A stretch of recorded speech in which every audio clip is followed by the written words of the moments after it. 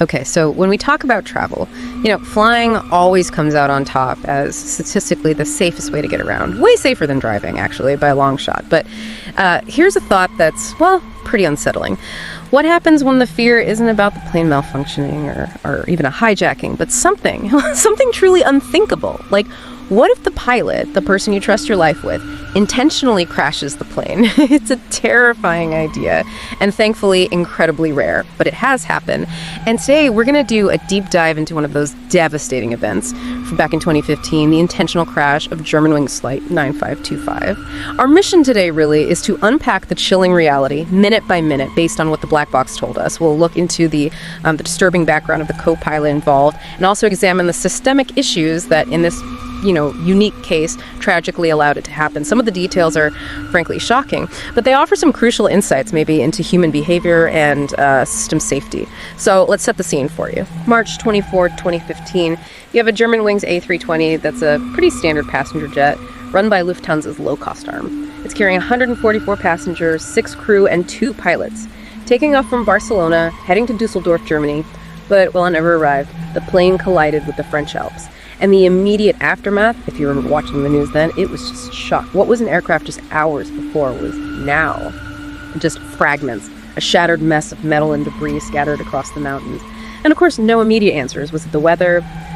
Visibility in the Alps can be tricky, a technical problem, maybe a hijacking. All these questions were swirling, but the key piece, the thing that would change everything, was the black box. The recorder designed to survive these exact situations and was found quickly. And what it revealed was truly horrifying. To really get how this happened, we need to rewind to the start of that flight. Flight 9525 leaves Barcelona at 9:00 a.m. sharp, heading for Dusseldorf. In the cockpit, Captain Patrick Sondenheimer, who was 34, and his co-pilot Andreas Lubitz, who was 27. Pretty quickly, by 9:02 a.m., the autopilot's on. Plane's climbing steadily. Everything seems routine. Then, about 10 minutes later, 9:12 a.m., you hear a buzzer on the cockpit voice recorder. That's the signal for someone wanting access to the cockpit. It was a flight attendant. They chat briefly, then the attendant leaves.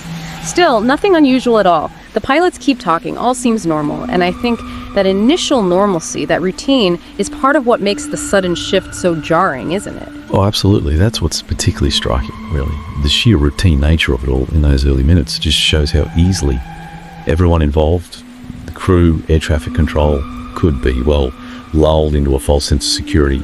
This whole incident really brought to light these subtle hidden vulnerabilities, things you wouldn't expect in such a trusted normal operation. It's a hard lesson, maybe, that even necessary trust needs constant vigilance for risks that aren't obvious. And then at 9:30 a.m., things change dramatically. Captain Sondenheimer gets up, steps out to use the bathroom. He leaves Lubitz alone in the cockpit, in charge. Almost right away, air traffic control tries to reach the plane, just a routine check.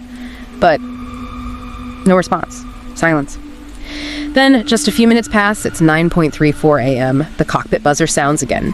This time, it's Captain Sondenheimer. He's trying to get back in. ATC tries again. Still nothing. From Flight 9525, you can only imagine what's going through people's minds right then. Sondenheimer outside the door, ATC on the radio. They're both realizing, at the same time, something is seriously wrong. Maybe Lubitz passed out. A medical emergency. That's likely what they first thought. Right, that's the critical moment, the divergence. The investigation showed very clearly the captain trying to get back in, ATC trying to make contact. And the logical assumption, the standard procedure thinking, would point towards pilot incapacitation. Illness, maybe an accident, the possibility of an intentional act by the pilot inside the locked cockpit.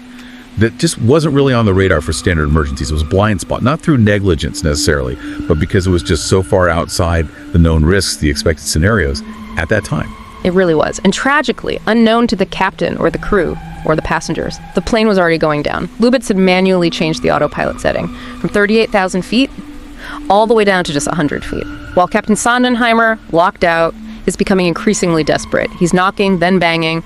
Now he's shouting, begging to be let back inside. By 9:39 a.m., the panic is audible on the recording. You hear these loud banging noises. Clearly the captain trying to break down the door or maybe just get Lubitz to open it. And then the sound nobody ever wants to hear on a flight. The plane's ground proximity warning system starts blaring, loudly, warning they're heading straight for terrain, for the Alps. It just keeps repeating. And in the background, you can hear Sondenheimer yelling, begging, and passengers screaming. Then, abruptly, nothing. 9:41 a.m., the recording stops. The conclusion was inescapable, horrific. Co-pilot Andreas Lubitz had deliberately locked his captain out and flown the plane straight into the mountainside, killing himself and all 149 other people on board. Which brings us to that awful central question. Why? When the investigators started digging into Andreas Lubitz's life, his history, what did they find? How did they piece together the motive for what looked like a murder-suicide? Yeah, and that's where you get into the really complex underlying factors. To even begin to understand something this rare, this tragic, you have to look at the personal struggles, often things hidden from view. What the investigation found was that Lubitz had been suffering from severe depression and also psychosis, which is a serious condition involving potentially losing touch with reality. He'd been dealing with this for a while, mostly, as they put it, behind closed doors. Now, the precise why is always hard to pin down in these cases, but investigators did form some strong theories based on his medical records and his recent life events. So there was a history there. And Lubitz, like so many pilots, he loved flying. It was his passion. He started pilot school back in 2008, got his licenses, his medical certificate saying he was fit to fly. But then by December 2014, he was already flying for Germanwings, and things apparently started going downhill. He began having serious problems with his vision and with sleep. And here's a really key point from the official report. Several eye specialists came to the conclusion that there was no organic reason for it. No physical cause. Right. So no physical reason for the vision issues. This led investigators to think that maybe this fear, the terror that his eyesight failing would end his dream, his career, that this might have been a major factor in his actions. He seemed convinced his flying days were over, even though doctors couldn't find a physical problem. And the investigation also noted he'd seen psychiatrists, been prescribed medication for several years before this. It wasn't entirely new. And then the really chilling part. Just before the crash, his internet searches, he'd looked up ways to commit suicide and, crucially, security of cockpit doors. Yes, and it's so important to stress this point, and the investigators did too. Having depression, even severe depression or psychosis, does not automatically make someone a mass murderer. Not at all. This case is incredibly rare. It's as rare as it is tragic, and we absolutely have to avoid generalizing or, stigmatizing mental health conditions because of it. What this highlights, though, is the immense difficulty, the challenge in assessing risk when someone is actively concealing their condition. It really shows how hard it is to tell the difference between someone struggling privately, needing help, and someone who might, just might, pose an actual immediate danger, especially if they're hiding vital information. Which leads directly to that question everyone was asking afterwards. How? How was Lubitz with these known psychiatric issues, these vision problems? How was he still allowed in the cockpit of a commercial plane? We know he hid it from Germanwings, his employer. And his doctors apparently didn't report his condition either. So what did the investigation find about the system itself? The gaps, especially around patient confidentiality versus public safety. Exactly. And that became a major focus of the investigation's findings. This inherent tension, this balancing act between patient confidentiality laws and the need for public safety. Particularly under German law at the time, patient privacy rules were very, very strict. Doctors were legally bound to protect that privacy. The final report even talks about the dubious nature, their words, of trying to navigate this. Essentially, a doctor couldn't legally tell an airline about a pilot's mental health struggles unless there was a clear, explicit, immediate threat of violence, a direct danger. And by all accounts, Lubitz didn't express that kind of immediate threat to his doctors. And beyond that, the investigation pointed out something fundamental: self-reporting. Often that's the only way employers can really know what's going on with an employee's health, especially mental health. This isn't just aviation. It's true across many fields, many countries.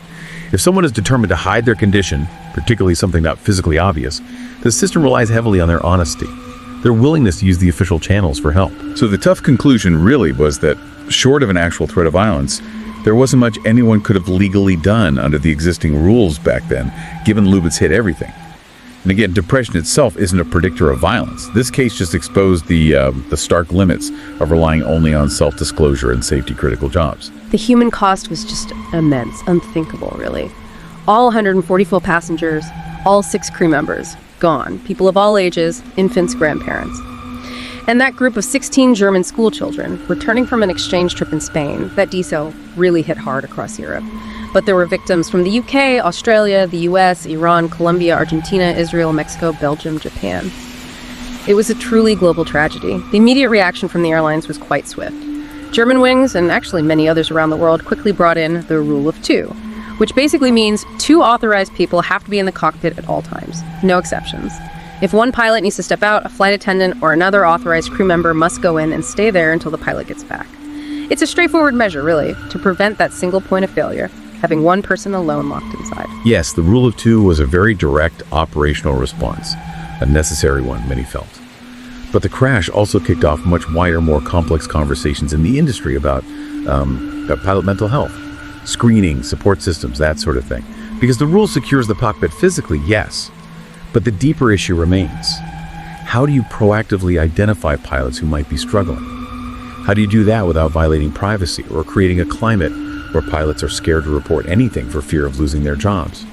There's definitely been progress, better support programs, clearer reporting guidelines for doctors in some places, but still a very delicate balance. And it's always worth repeating, pilot suicide, especially in a commercial flight, is extremely rare, exceptionally rare. There are only maybe a handful of similar incidents in aviation history. This was truly an outlier event, a terrible one that forced a painful reevaluation of safety assumptions. So we've just walked through the chilling timeline of Germanwings 9525, from what seemed like a normal takeoff to catastrophe. Yeah. And we've explored some of the complex human factors and the systemic issues that played a part. It's a story that really forces you to think about trust and about safety. It really does. And maybe this tragedy leaves us with a difficult thought to consider. In our world today, especially in jobs where so much trust is placed, where responsibility is so immense, the challenge isn't just about the technology or the procedures. It's also about the human element, isn't it? It forces us to look at that complex relationship between an individual's right to privacy and the collective need for safety, and how sometimes, tragically, one can undermine the other when crucial information is hidden. Thank you for joining us for this deep dive today. It's a story we can only hope is never repeated, that lessons have truly been learned. Keep exploring, keep asking questions, and we'll be back soon with another deep dive.